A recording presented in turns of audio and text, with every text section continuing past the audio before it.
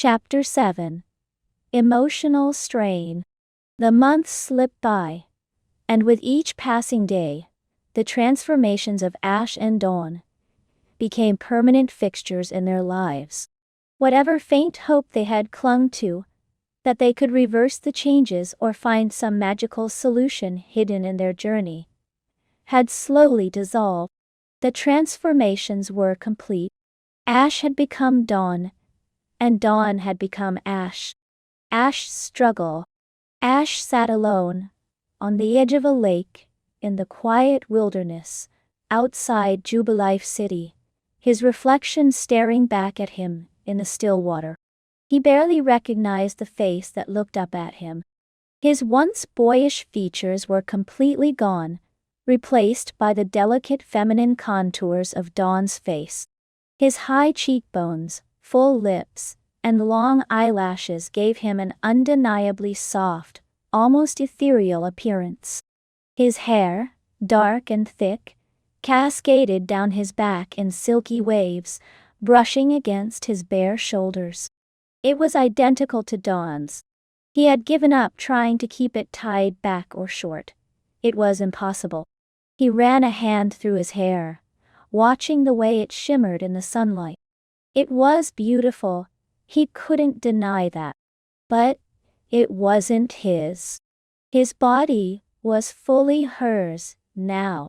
His breasts, full and perky, pressed against the tight fabric of Dawn's white tank top. He had been forced to wear a bra every day now, and every time he put it on, he felt a pang of discomfort. The soft lace of the bra hugged his breasts, supporting them in a way that felt both necessary and humiliating. He was constantly aware of the weight on his chest, the way his breasts moved with every step he took. Below that, his hips had widened into the soft rounded curves that had once belonged to Dawn.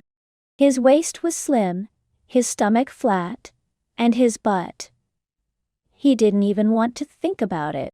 The way his rear had ballooned out into a round feminine shape made him feel like a stranger in his own skin. Every time he walked, he could feel the way his hips swayed, the way his butt shifted and bounced. He hated it. And then there was the most intimate change of all. His penis had shrunk to the point where it was little more than a flat, almost vestigial part of him now. It rested awkwardly in the lace panties he had been forced to wear. Dawn's panties, all delicate and feminine, just like the bras. Every time he looked down at himself, he felt the overwhelming sense that he was losing something vital, some core part of his identity that had defined him for so long. He shifted uncomfortably on the rock, tugging at the hem of the pink miniskirt he wore. It was one of Dawn's favorites, but now it was his everyday attire. His own clothes no longer fit, and he had resigned himself to wearing Dawn's wardrobe, her skirts, her tops, her boots. Today, he wore a pair of her high-heeled boots, the heels clicking against the stone whenever he moved. It felt unnatural, but he had grown used to the awkward balance required to walk in them. The worst part, though, wasn't the physical changes. It was the way people looked at him now. No one recognized him as Ash anymore. Everywhere he went, people mistook him for Dawn. Anjo. They greeted him with her name, treated him like her, and expected him to act like her. It was humiliating. His confidence, the confidence that had always defined him as a trainer, as a person, was slipping away. He felt out of place in his own body, unsure of himself in a way he had never experienced before. A soft breeze blew through the trees, rustling the leaves and sending ripples across the surface of the lake. Ash stared at his reflection, his throat tightening. Who am I now? He heard footsteps behind him, and turned to see Dawn approaching. She was dressed in his old clothes, baggy jeans, a loose t-shirt, and a jacket. Her once petite and delicate frame had fully morphed into the muscular, masculine body that had once belonged to Ash. Her shoulders were broad, her chest flat, and her arms and legs were thick with muscle. Her hair, once long and blue, had darkened and spiked up in unruly tufts, much like Ash's had always been. When Dawn reached him, she sat down on the rock beside him, her posture more awkward than it used to be. She no longer moved with the graceful confidence that had once defined her. Instead, she slouched slightly, her hands resting in her lap, in a way that seemed almost defensive. For a moment, neither of them spoke. The silence between them was heavy, thick with unspoken tension. Dawn's struggle. Dawn stared out at the lake, her jaw tight. She could feel the weight of her new body pressing down on her, the muscles in her arms and legs flexing involuntarily whenever she moved. Her once delicate, feminine frame was gone, replaced by the bulk and strength of Ash's body. She had tried to adjust, tried to get used to the way her body felt now, but it was harder than she had anticipated. Her confidence, something she had always prided herself on, was slipping away. She felt out of place, awkward, as if she didn't belong in her own skin anymore. Every time she looked in the mirror, she saw Ash's face staring back at her. Her once soft features had hardened into the sharp angular lines that had defined Ash's appearance. Her jawline was strong, her cheekbones less prominent, and her lips had thinned slightly. Her eyes, once bright and wide, now felt narrower, more intense. And then, there was her voice. It had deepened to match Ash's usual tone, rough and gruff. She hated hearing it. Every time she spoke, she felt like she was losing touch with herself, like she was becoming someone else. Someone she didn't want to be. Dawn flexed her hands, watching the way the muscles in her arms shifted beneath her skin. She had never wanted to be muscular, never wanted to be strong in the way that Ash had always been. She had always been proud of her femininity, of the way she moved with grace and confidence. But now she felt clumsy, unsure of herself. Her new body was powerful, yes, but it wasn't hers. It didn't feel right. She glanced over at Ash, who was sitting beside her, his legs crossed daintily beneath the pink miniskirt he wore. His posture was delicate, feminine, and she could see the discomfort in his eyes as he shifted in his seat. He looked so much like her now, down to the very last detail. His breasts, his hips, his face, it was all hers. And yet, she knew he was struggling just as much as she was. The silence between them stretched on, growing more uncomfortable with each passing second. When finally, Dawn spoke, her voice low and rough. "I hate this." Ash didn't look at her. He kept his gaze fixed on the lake, his lips pressed into a thin line. "Yeah," he muttered. "Me too." Dawn clenched her fists, her frustration bubbling to the surface. "I don't know how much longer I can take this, Ash. I feel like I'm losing myself. Every day, I look in the mirror and I don't see me anymore. I see you." Ash finally turned to look at her, his expression pained. "You think I don't feel the same way? I can't even walk down the street without people calling me Dawn. Do you know how humiliating that is? I'm not even me anymore. I'm just you." Dawn's eyes narrowed. "Well, I didn't ask for this either. Do you think I want to be stuck in your body? To feel like a stranger in my own skin? This isn't just hard for you, Ash. It's hard for me too." Ash's hands clenched into fists, his nails digging into his palms. "I know that, He trailed off, his voice cracking. "I don't know how to deal with this." For a moment, Dawn felt a pang of sympathy for him. She could see the way his shoulders slumped, the way his lips trembled slightly. As much as she hated the situation, she knew that Ash was struggling just as much as she was. Maybe even more. He had always been so confident, so sure of himself. And now, he looked lost. But frustration was too overwhelming to ignore. She stood up abruptly, pacing back and forth along the edge of the lake. "We need to figure this out, Ash. We can't keep going like this. We're falling apart." Ash watched her, his expression conflicted. "What do you want me to do, Dawn? We've tried everything. We went to Professor Rowan, we went back to the cave. We've done everything we can think of. What else is there?" Dawn stopped pacing, turning to face him. "I don't know. But we can't just give up. I can't live like this. I can't keep pretending to be you." Ash stood up too, his hands shaking at his side. "And I can't keep pretending to be you. Do you think I enjoy walking around in skirts and heels? Do you think I like people calling me Dawn and treating me like I'm a girl? This isn't me."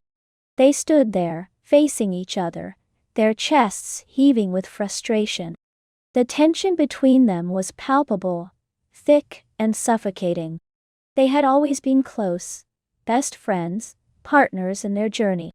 But now, the strain of their situation was driving a wedge between them, one that neither of them knew how to bridge. The argument that had been simmering beneath the surface for months, finally boiled over. "You're acting like this is all about you," Dawn snapped, her voice rising. "You're not the only one struggling, Ash. I've lost everything that made me who I am. My body, my identity, it's all gone. And now I'm stuck being you." Ash's face flushed with anger. "And what about me?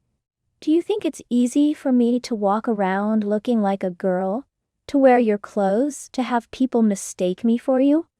I've lost just as much as you have, Dawn." Dawn took a step forward, her fists clenched at her sides. "You understand.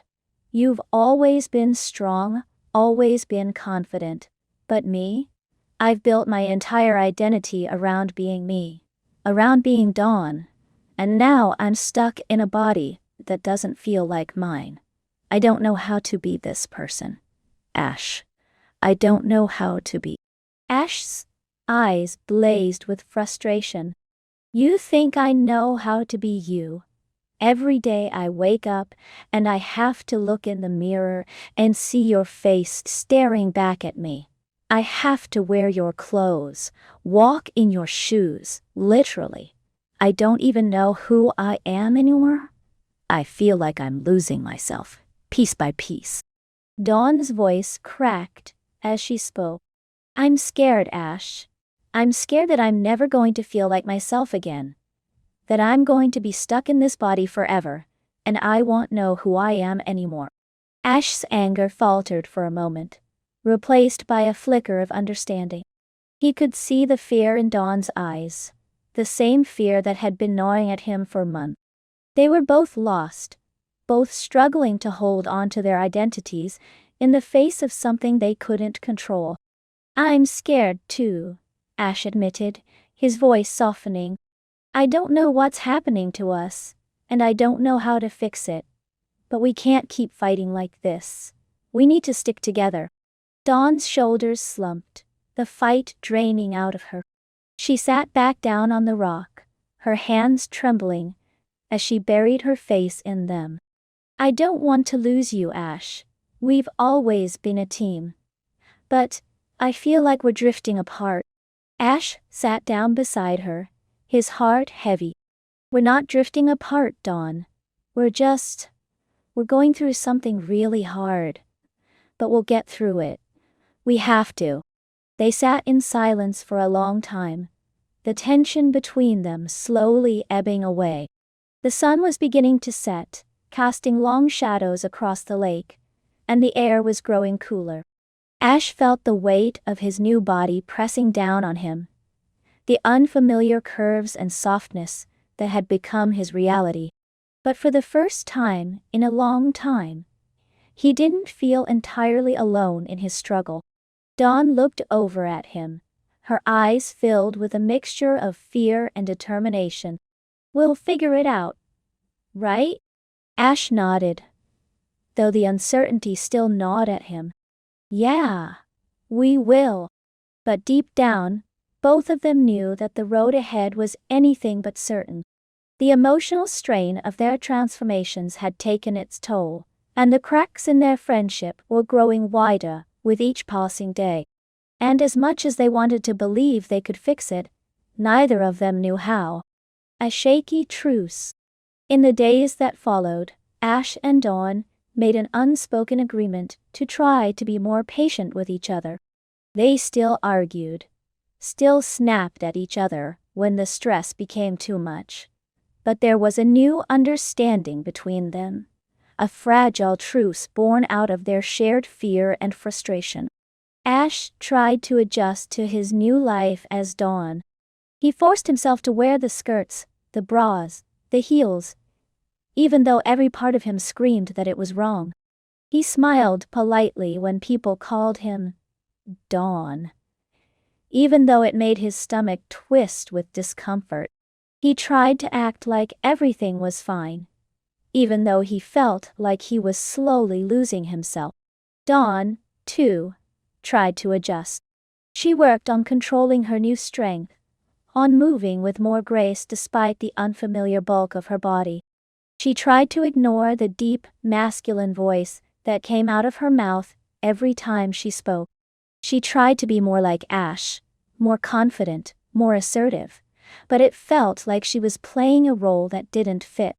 And through it all, they tried to hold on to the bond that had always been the core of their friendship. But as the weeks went by, it became clear that their relationship was changing, just like their bodies had. The easy camaraderie they had once shared was slipping away, replaced by tension and uncertainty. They weren't the same people anymore. And that terrified them both. The future. As the sun set on another day, Ash and Dawn sat together in silence, watching the sky turn from orange to pink to deep purple. The weight of their transformations pressed down on them. But for the moment, they found comfort in each other's presence. "We'll figure it out," Dawn said quietly, though her voice was hesitant. Ash nodded, though he wasn't sure if he believed it anymore. "Yeah, we will."